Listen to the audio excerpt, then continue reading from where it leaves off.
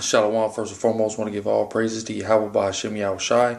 Give double honors to the elders of Ruel. I want to say honors to Shalom to our brothers out there doing the work in true sincerity. All right, so brother Allah's our lawyer. Yeah, so like you on the lighting, lighting kind of jacked up in here. So like you on the lighting, I'm trying to, let me see if this helps. Yeah, it does a little bit. Okay, yeah. I want to do this video on a war and various conflicts that took place between the tribe of Benjamin and the tribe of Levi. I want to zero in on a specific war that took place in West Africa, okay, and kind of identify who was who and what were the different proverbs and bywords or, aliases we were known by as opposed to our true tribal identities while in West Africa before being brought over here to the Americas. And part of the way that, helps in identifying that is the fact of understanding and knowing what crackers took who out of West Africa and brought them where. Because if you were of a group of slaves or you were West Indian, so-called West Indian, the tribe of Benjamin, where did the British and the Dutch who took them West Indians and brought them there, what parts of West Africa did they get them from? Okay, and that's how you could partially identify. Now you have a group of West Africans located primarily in Ghana known as the Akan people. Okay, now the Akan is predominantly and primarily made up of the tribe of Benjamin, but you have that one exception, which is the Ashanti. Some certain dudes have brought different hypotheses for the identity of the Ashanti. Some say that the Ashanti are Judah. Some will say they're Benjamin. I'm going to show, through the spirit and with the scriptures that the Ashanti are definitely the tribe of Levi. And it makes sense that there would be that one group of Levites that was among all the rest of them Benjamites of the Akan, and how that tribe of the Ashanti were heavily into the priesthood. They wore the ephod. Those are just, some on the surface things that blew the shofar or the trumpet, the ram's horn, which was all indicative of Levi. And they were as priests as opposed to the rest of the Akan. And then eventually conflict started to happen with the rest of the Akan and the Ashanti. Reason being, they were of different tribes. And, if a lot of people are familiar with how Benjamin and Levi have, issues, in the world, in the streets now. I know, when I was coming up, I wasn't too fond of Benjamin, personally. Now in the truth, brothers and, the brothers of the tribe of Benjamin, I love them brothers. My wife is a Benjamite, you know what I'm saying? Things of that nature. But, in the world when I was younger, before I was in the truth, I wasn't really too fond of, especially Jamaicans, you know what I'm saying? But, that was when I was being stupid. And like the scriptures say, Levi is not going to recognize his brother, man. And that's how I was being, through the curses, I being evil towards my brother. But the whole thing is I'm going to go and I'm going to show these things, through the spirit. Number one, the war I'm zooming in on is going to be between the Ashanti and the Fante. Okay. It was a huge war, and, we're going to tie it all in the scriptures like we love to do. Real quick, what I want to do before that is qualify the Ashanti as Levi. I want to go into a few indicators that qualify the Ashanti as Levites as opposed to any other tribe. First place I'm going to go to is 1 Chronicles, the 6th chapter, starting at verse 57. And the sons of Aaron, they gave the cities of Judah. All right, the sons of Aaron, which are a specific family of the tribe of Levi. When you understand how Levi was divided by their courses to go into the various suburbs of the various 12 tribes, okay? And that's why the Ashanti was basically in the suburbs of the Akan. Now, you also have to take into consideration that the vast majority of slaves that went to Haiti came from Dahomey, okay? Which are of the Fan or the Ewe, or the Ewe, or however you say it. Now, the Ashanti was bordered by the Dahomey. The Dahomey were to the east of the Ashanti. You see what I'm saying? Now, the Dahomey are where, the majority of the Haitian slaves are. They occupy part of Ghana all the way into Benin and Togo. And then the Ashanti were, of course, in Ghana. So I want y'all to keep that in mind as well. And to the sons of Aaron, they gave the cities of Judah, namely Hebron, the city of refuge, and Libnah with her suburbs, and Jatir, and Eshtemoa, with her suburbs, verse 58, and Helen with her suburbs, Deber with her suburbs, and Ashan with her suburbs, and Bethshemesh with her suburbs. Now, Ashan was an area amongst the tribe of Judah city and the suburbs that belong to the Levites. So that in and of itself identifies the Ashanti as the people of Ashan who were Levites. Okay. Real quick, I want to go into the etymology, the Hebraic etymology of that word Ashan. Okay, it's Strong's H 6225, and it means to smoke, to be angry, to be wroth. Okay. Now it's a fume, to be wroth, or to be furious. Okay, because smoke basically indicates a burning rage or a burning fire from within. So this word is used to identify literal smoke and also figurative smoke, and also used to identify anger when you see how it is used in the scripture when you look up the uses for Strong's 86225. Okay, now that helps to identify the Ashan, the people of Ashan, or the Ashanti of being Levites. Why? Let's go to the what Jacob said was going to befall the tribe of Levi. Genesis 49:5. Simeon and Levi are brethren, instruments of cruelty. That cruelty is synonymous with that fury and rage. Are in their habitation. We know that's dealing with the witchcraft, the buharia, and the voodoo. Verse 6. O my soul, come not into their secret. Unto their assembly, mine honor, be not thou united. Dealing with, the voodoo and the witchcraft. For in their anger they slew a man, and in their self-will they dig down a wall. Cursed be their anger, for it was fierce. They have the fierce anger. The tribe of Levi, we have a fierce anger, and that ties back into that whole term and idea of Ashan, that fiery fury, that fierce fiery fury that burns within us, okay, which is a blessing and a curse, and their wrath, for it was cruel. I will divide them in Jacob and scatter them in Israel. Okay, and we was divided as the Ashanti amongst the various Benjamite Akan. Okay, so you got to keep that in mind. And then Deuteronomy 33:11, bless Lord his substance and accept the work of his hands, smite through the loins of them that rise against him and of them that hate him, that they rise not again. Now, the Ashanti fulfilled that in the fact that they was continually giving it to the British troops, the British crackers. Now, eventually, after a very long and drawn out time period, the British finally got over. But the thing is, the Ashanti, just like the Levites in Haiti, we gave Esau the hardest fight. We would fucking their ass up and defeat them on various accounts, and having success over them, as opposed to the other tribes who were quickly falling defeat to the cracker. Okay, because that doesn't have anything to do with the greatness of Levi, like we're just so great. It has to do with the fact that the Most High gave us that promise in Deuteronomy 33:11 that we'll be able to smite through the loins of them that hate us. You see what I'm saying? But it always, in the end, when we don't get right, after, for example, the Haitian Revolution, they didn't get right with Yahweh Shem Yahushua. They continued to practice voodoo and be Roman Catholics. So even though the Most High gave us the power and allowed us to conquer over the cracker, we ended up being fucked off in the end anyway through different mechanisms instituted by the cracker, because we didn't want to get right. You see what I'm saying? So it's the blessing and the curse at the same time. When you don't get right, your blessing could be turned into a curse. You feel me? But and just to tie that in, now see the Ashanti, some Ashanti went to Haiti, but some Ashanti went to other locations throughout the Caribbean. You see what I'm saying? And those Ashanti that went to other locations throughout the Caribbean were known as Maroons, or joined in the forces with the Maroons, the different Benjamite Maroons, and fought and rebelled against the cracker, and then dwelt on the outskirts of the land, which was basically the same as doing in the suburbs. You see what I'm saying? So it's all through the spirit, and we see the spirit manifesting the identity of the tribes. You see what I'm saying? All we got to do is stick to the scriptures, and what the scriptures say will be indicative of each of the tribes, and it'll be clear who was who. You see what I'm saying? But what I want to do now is I want to read real quick to further establish and qualify the Ashanti as the tribe of Levi. What I want to do is read this article written by a Ghanaian, somebody from Ghana, how they compare and contrast Haiti to Ghana, letting us know that a lot of the tribe of Levi was and still is in Ghana, actually, because a lot of our people are still over there in West Africa, and some of the members of the different tribes didn't end up getting on the boat; they ended up staying over there. Even though you got Ham over there as well, you see what I'm saying? But we was all over there. What do we have in common with Haiti?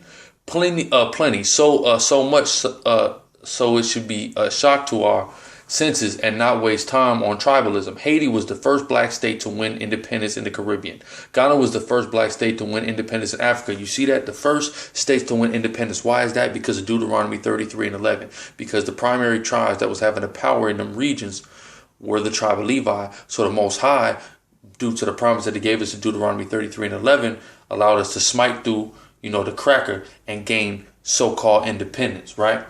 Let me continue. Christopher Columbus' last port of call in Africa was Cape 3 Points. Haiti is the first port call for Columbus. No wonder where they got the idea to go and get slaves for the New World. You see that? You see with Columbus, the ports, his port, main port, or last port in Africa was in Ghana, and his first port first port of call in the Americas was in Haiti or in the Caribbean. No wonder where he got his idea to go and get the slaves for the New World. Haitians originate from Ghana, Togo, and Benin. Haiti was punished and undermined by the world powers for overthrowing the yoke of colonialism. Talking about that Deuteronomy 33 and 11. Kwame Nkrumah, Ghana was undermined and overthrown by the CIA and world powers for leading an African independence drive. Same thing. The so-called white men did everything in their power despite these two places in particular, because of the fact that Deuteronomy 33 and 11 came to pass and we was able to conquer and whip their ass. You see what I'm saying? So it came back to bite us for not getting right, and the cracker came back through different mechanisms and got back over on us. Port-au-Prince sits on the earthquake zone. Guess where Accra, which is the capital of Ghana, sits on a top earthquake zone. So, those are just the two, two comparisons of the two, showing you how extremely, the extreme things that they have in common. And the number one thing they have in common is the fact that they primarily have the tribe of Levi dwelling on each of them. You see what I'm saying? But I'm going to go into this war between Benjamin and Levi, because now I feel like I provided enough evidence qualifying the Ashanti as the tribe of Levi. If anybody want to go further into it, or ask any questions or have any counter theory on their identity, I mean, of course, shoot it. We could talk about it. But this, among other reasons, I have definitively came to the conclusion that they're Levites. But again, if you have any counter hypothesis, please present it. Yeah, so this war between the Fante, who is Benjamin, and the Ashanti, which is Levi. The war began with the Ashanti, or the Asante Hini of the Ashanti, which is like, your chief priest, basically, charged some people with robbing graves. Now, you got to understand something. Matter of fact, let me get this real quick. Now, some people were charged with robbing graves by the Ashanti. The Ashanti accused some of the Benjamite, who are of the, because there were several different groups of the Akan. The Fante was like a chief group of Benjamin that was there, but there was another group, the Asin, or Asin. Those are the people who were charged with robbing the graves, as you'll find later in the article. But I want to show y'all something. They were charged with robbing the graves. Now keep that in mind. Let's go to Genesis 49:27. Benjamin shall raven as a wolf. In the morning he shall devour the prey, and at night he shall divide the spoil. So Benjamin was known for robbing shit. Okay, that's, Benjamin in the world is known for that, man. Hey, we always say, the brother in my camp, the God out of one, as well as my woman, man, they always steady stealing something. You see what I'm saying? So that's Benjamin's thing. So Levi had accused Benjamin of robbing a grave.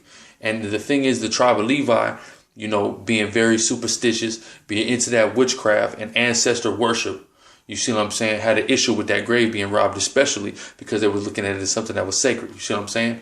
The Fante promptly gave refuge to the accused, who were people of the Asin, and Osi Bansu, who was like the king, thus sent an army against the Fante.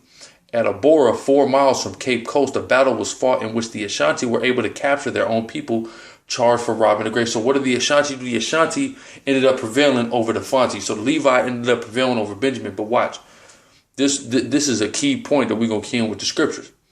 This was their victory. However, the Fante were but a handful, right? So the Fante had a real small army, right, compared to the mighty Ashanti army, and still managed to see off the 1,000 men sent awaiting for 1,000 more to come. So even though the Ashanti eventually prevailed, Benjamin, or the Fante, was whipping their ass. And eventually Ashanti prevailed because they had so many more men. Now, if you're familiar with the history, you know what story comes to mind. And we're gonna read excerpts of that story here in Judges, the 20th chapter. Okay. I'm gonna start at verse 4. I'm going to read verse 4 and 5 first. And the Levite, the husband of the woman that was slain, answered and said, I came into Gibeah that belongeth to Benjamin, I and my concubine the lodge. And the men of Gibeah rose against me, and beset the house round about me by night, and thought to have slain me, and my concubine have they forced that she is dead. So this is giving you the historical context of what was taking place. You had the Levite who went before all of Israel and talked about what Benjamin had did to him, right? So let's skip to verse 10. And we will take men of 100 throughout all the tribes of Israel, and 100 of 1,000, and 1,000 of 10,000, to fetch victual for the people, and that they may do when they come to Gibeah of Benjamin, according to all the folly that they have wrought in Israel. So what happened was this Levite mounted up all of Israel to go to war against Benjamin for the wickedness and the folly that they had committed, right? You know, similar to what happened here. You had Benjamin that was doing grave robbers, and they were trying to, doing wickedness, robbing from their brothers. And you had other Benjamites that was trying to basically be guards unto them and, give them refuge. So Levi mounted up and went out to war against their ass, right? What I skip to verse. I'm gonna skip to verse. I could read the whole thing, but I just want to get the key points, to show that this incident in history took place in the scriptures, right? Between the same two tribes, the same type of conflict. And the children of Benjamin came forth out of Gibeah and destroyed down to the ground of the Israelites that day 22,000 men. So what happened? Just like what happened in the war with the Ashanti and the Fante. The Ashanti had a big ass army, but the Benjamin, having a smaller amount of people, still fucked up the larger army at the first. You see what I'm saying? So let's skip to the next verse. Let's go to 25. Judges 20 and 25. Where I'm at. It's a lot. And Benjamin went forth against them out of Gibeah the second day and destroyed down to the ground the children of Israel. Again, 18,000 men. All these drew the sword. So on the second day, Benjamin still served the whole nation of Israel, just like Benjamin was serving Levi during the Ashanti and the Fante war at the first, right? Now I'm going to skip to verse 27. 27, 28. And the children of Israel inquired of the Lord, for the ark of the covenant of the Most High was there in those days. Verse 28. And Phinehas, the son of Eleazar, the son of Aaron, who would have been the high priest, stood before it in those days, saying, Shall I yet again go out to battle against the children of Benjamin, my brother, or shall I cease? And the Lord said, Go up, for tomorrow I will deliver them into thine hand. Skip to verse 35. And the Lord smote Benjamin before Israel, and the children of Israel destroyed of the Benjamites that day 25,000 and 100 men. All these drew the sword. So what happened was, at the first, Benjamin was fucking shit up. Benjamin had a much smaller. The odds was far more in the opposition's favor, but Benjamin was still fucking them up. But then in the last, after Levi consulted the Most High, Israel ended up getting the victory. Same situation that happened during the Ashanti and the Fante conflict that I just read about. You see what I'm saying? Benjamin had a much smaller army than the Ashanti. The Fante had a smaller army than the Ashanti. The Fante was fucking shit up at the first, but then eventually the Ashanti prevailed. But as we see, the same exact situation happened in Judges, the 20th chapter, that happened between the Ashanti and the Fante. You see what I'm saying? The whole situation was a little different. They didn't rape nobody's woman to death in this instance. They just robbed a grave. But you see what I'm saying? A small incident ended up being a huge conflict, and the smaller army at the first was fucking up the larger army until the end when the larger army prevailed, and it was the same two tribes that was the catalyst of the conflict. Only difference kind of is in Judges the 20th chapter, it was all of Israel that went with Levi, because during this point in time, Levi was primarily just executing the priest's office. But as we see during the time of in Exodus or during the time of the Maccabees, you see Levi actually going to war and going to battle. So this is far after that. And that's what the Ashanti were known as, the warrior priests. The same type of thing that the Maccabees or the Hasmoneans were known as, warrior priests. And that's another reason why everything about them is indicative that they're Levites. Let me hit a couple scriptures though. Let me go to Ecclesiastes 1 and 9. The thing that hath been is that which shall be, and that which is done is that which shall be done, and there is no new thing under the sun. So there's no new thing under the sun. So that in itself is a testament that Judges the 20th chapter happened all over again in West Africa between the Fante and the Ashanti. You see what I'm saying? Letting us know who's who, Benjamin and Levi. And let me get Acts 15 and 36 to 39, just to show how Benjamin and Levi, though we're brothers, how hard our heads butt sometimes. over small thing, over minuscule things that, shouldn't be that serious. This Acts 15 starting at 36. And some days after, Paul said unto Barnabas, Paul being a Benjamite, Barnabas being a Levite, let us go again and visit our brethren in every city where we have preached the word of the Lord, and see how they do. And Barnabas, verse 37, and Barnabas determined to take with him John, whose surname was Mark. Verse 38, but Paul thought not good to take him with him, who departed from them from Pamphylia, and went not with them to the work. And the contention was so sharp between them that they departed asunder one from another. And so Barnabas took Mark and sailed unto Cyprus. So Paul and Barnabas, when you read the book of Acts, were best of friends.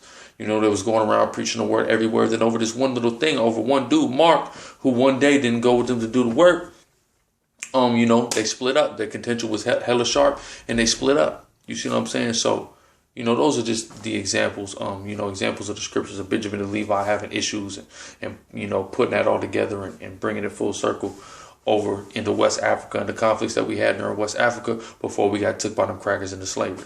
You see what I'm saying? So I hope that brought out edification, edification, to the Akim, and Lord willing, we go, through the Spirit going to more of these, more of the conflicts in the history of Israel while we were over there in West Africa before the cracker brought us over here to Babylon.